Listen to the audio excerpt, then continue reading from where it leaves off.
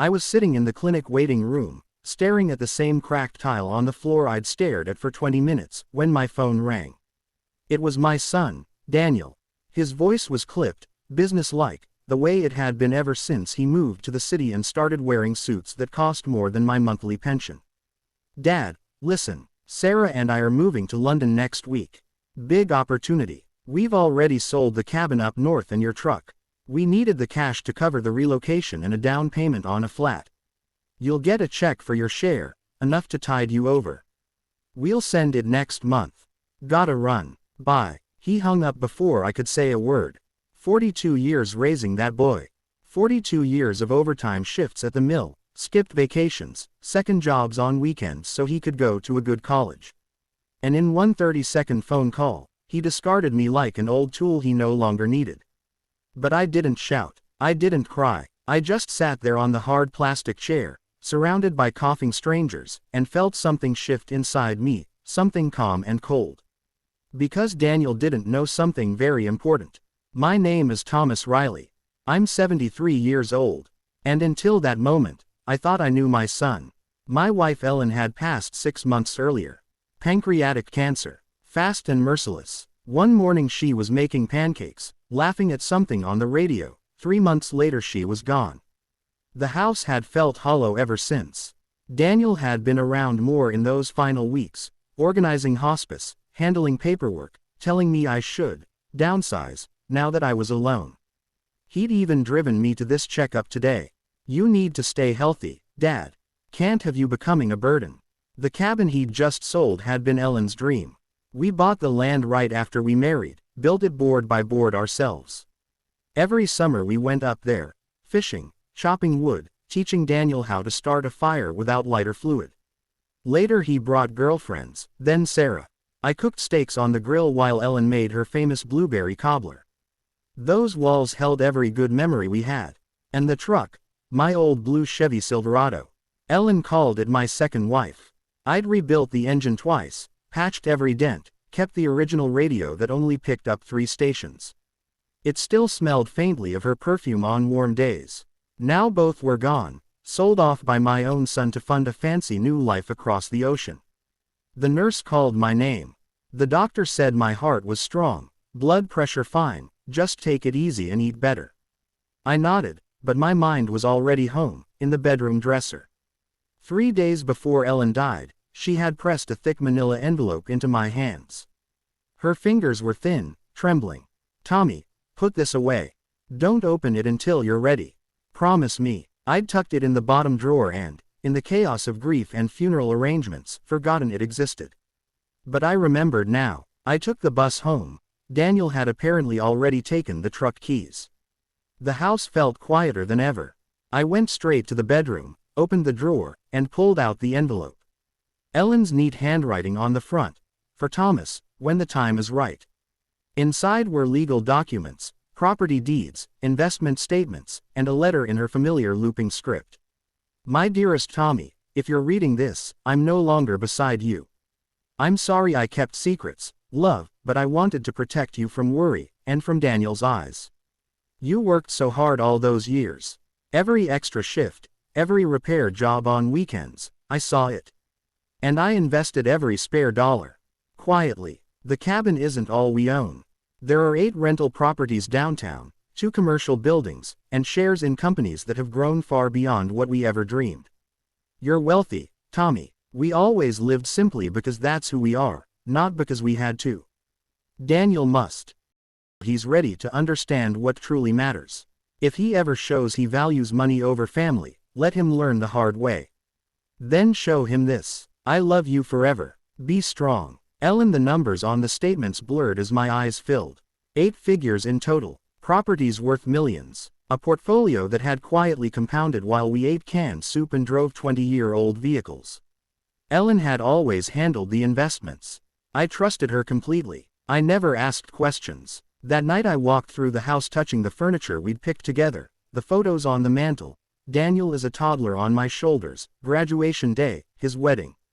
When had my boy become someone who could sell his father's memories for a quicker profit? The next morning Daniel called again, cheerful now. Hey Dad, just confirming, The money from the cabin and truck cleared. We deposited 25 grand in your account. More than fair, right? That should keep you comfortable while you figure out something smaller. We fly out tomorrow. Talk soon. 25,000. For a cabin worth 10 times that and a truck I'd never have sold for any price. Safe travels, son, I said quietly, and hung up. I laughed then, a short, bitter sound I hadn't made since Ellen's funeral. They thought they'd left me scraping by. They had no idea. I called Ellen's old attorney, Richard Hayes. He'd handled everything discreetly for years. Mr. Riley, he said gently, Ellen told me this day might come. How can I help? I need everything transferred fully into my control, quietly. And I need the sale of the cabin reversed. It was fraudulent. Daniel had no authority. We can do that. It'll take a few weeks to keep it discreet. Good. No one is to know I'm behind any of it. Especially not my son. The weeks that followed were strange and satisfying. Publicly, I was the widowed old man everyone pitied. Neighbors brought casseroles. The mailman asked if I needed help with groceries. I accepted the food gratefully, nodded sadly, kept up the act. Privately, I met with Richard, learned about trusts and holdings I'd never known existed, and watched the pieces move into place. The cabin sale was nullified. The buyers were refunded without fuss. The truck was recovered from a dealer Daniel had sold it to. Richard arranged a quiet buyback. Most importantly, I now fully controlled the downtown apartment building where Daniel and Sarah lived. Ellen had bought it 15 years ago through a holding company. They'd been paying rent to their own parents all this time and never knew. One morning Richard called. It's done, Thomas. You have sole control of everything. And I have news from a contact in London. Daniel's big opportunity fell through. The job offer was rescinded. They're burning through cash fast. I wasn't surprised. Daniel had always chased shortcuts. Let them feel it a little longer, I said. 2 months later Daniel called, voice tight. Dad, things didn't work out in London. We're coming back next week. Broke. The flat deposit is gone, and Sarah's furious. Can we stay with you for a bit? Just until I find work. Of course, son. This is your home too. He arrived looking thinner, defeated. Sarah barely spoke, eyes red from crying or arguing, I couldn't tell which. I welcomed them with coffee and Ellen's banana bread recipe. I wore my old flannel shirt, kept the house thermostat low like always, played the part of the struggling widower perfectly. Daniel noticed the missing truck immediately. Where's the Chevy? Had to sell it, I lied smoothly. Bills piled up after you left. Guilt flickered across his face, quickly hidden.